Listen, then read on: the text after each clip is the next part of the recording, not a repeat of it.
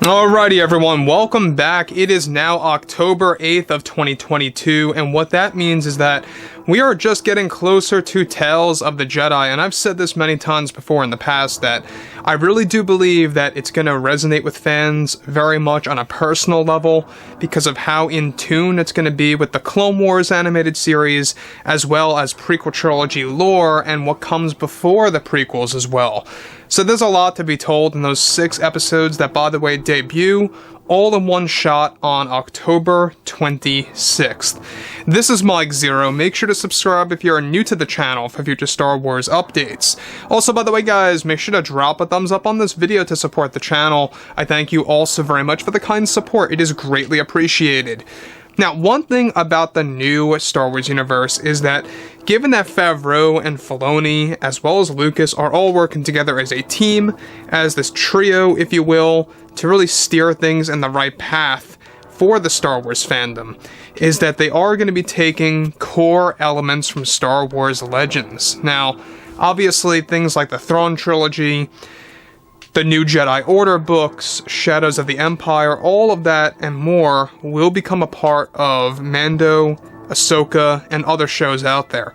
Now, with that being said, when we go ahead and examine the sequel trilogy films and what went wrong, a lot of it had to do with the lack of vision, the lack of having a full-fledged plan right from the get-go. You know, for those of you that don't know, they began writing the script for Episode 7 in late 2013, and J.J. Abrams was on board right away, and they were actually planning to actually get Michael Arndt. He was actually, believe it or not, the first creator before J.J., but they always had J.J. in the back of their mind to become a co-writer regardless. However, that brings us to the overall subject today and how it does indeed involve J.J. Abrams and what he had to say and admit about Lucasfilm and the sequel trilogy films. Now, with the sequel trilogy now a thing of the past, creators Favreau and Filoni are creating ways to retcon certain elements of the sequels that will become canon to change how we view those stories that were created from 2015 until 2019. Now, it's noted that J.J. Abrams has been more talkative recently about his experience with episodes 7 and 9, working on those films to where he eventually came forward with the truth for the fans to know in a recent interview. J.J. went on to state the following to the fandom. When I was working with Chris on the last film, he's referring to Chris Terrio, by the way, there was always a big obstacle that we had to break ourselves through that was just so drama-driven and energy-draining for us as creators. As much as I love Star Wars and the franchise, I didn't want to come back for episodes 8 and 9 for a reason. I agreed to do 9, but when I came back for 9, I had agreed to work on the film if I could use my vision and also resurrect some of the aspects of work between, of course, Colin Trevorrow and who he was working with, because I love that guy and he's been so dear to me as a filmmaker. Now, this was completely restricted to us as creators and as visionaries. Kathy wanted nothing to do with Colin's work, which I thought was great work, great original stuff for fans, and it really got me stressed out and just quite frankly annoyed many times at what Kathy was doing with this film along with those from Lucasfilm that worked on the project. I want to pause here quickly for a second. Now, it's funny because when you look at J.J. Abrams in previous interviews, like, let's think about the ones that he actually did in early 2020, late 2019, you know, post Rise of Skywalker, like after it was out in theaters, just rolling out of theaters and heading over to Blu-ray in the coming months. He was praising Lucasfilm, he was praising Kathleen Kennedy and the work that they had done. And have you guys noticed that there's a big shift of actors right now beginning to come forward and explaining how there were a lot of wrongs with the sequel trilogy? I think that the biggest one of all who came forward the most was John Boyega. He really put it out there, and what The Force Awakens did with the false marketing of his character, and we all know that whole, you know, problem and that dilemma as well back in the day. Now, this brings us to where we are now. J.J. Abrams fully casting blame on Kathleen Kennedy and those at Lucasfilm that worked on not just episode 9, but on the entire planning stages of the sequel trilogy movies, and how it was so unplanned, and how it was so out of place. It was almost like they were just throwing things at a wall, and nothing was really sticking. Quite frankly, like he said. He literally says, quite frankly, I was annoyed. That's what he said. And it just goes to show you, that's why he did not want to come back for episode 8, and it's why he did not want to come back for episode 9.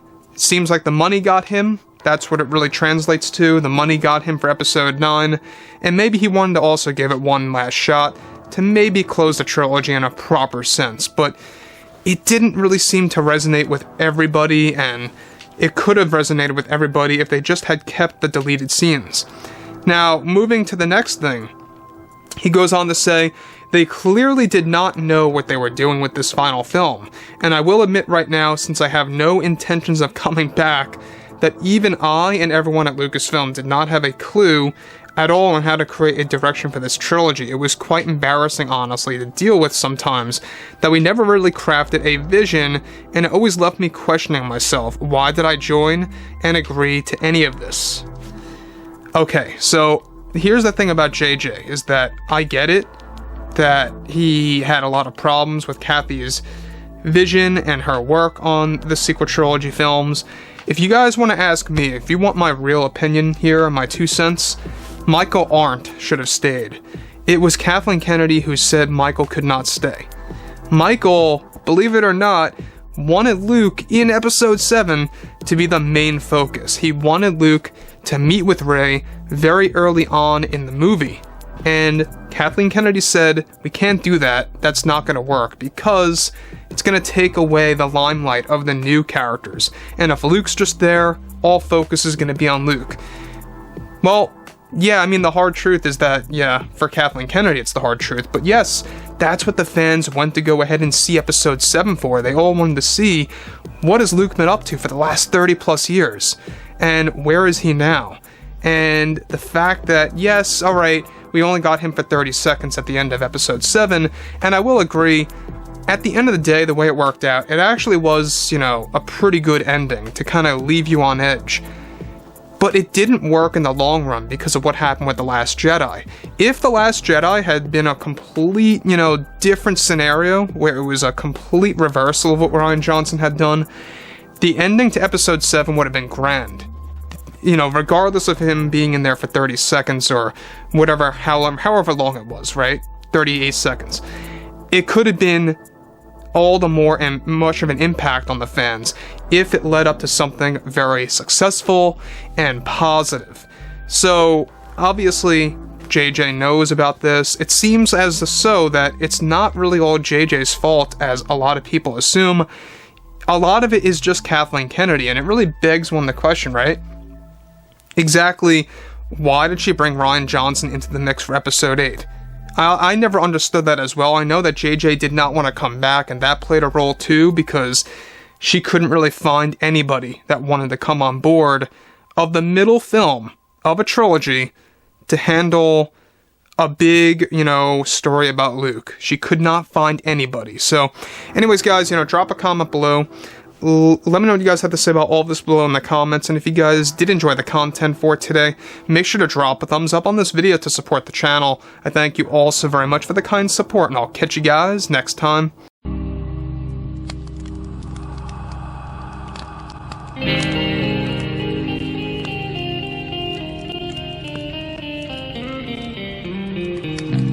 Gun in hand, we are alone again.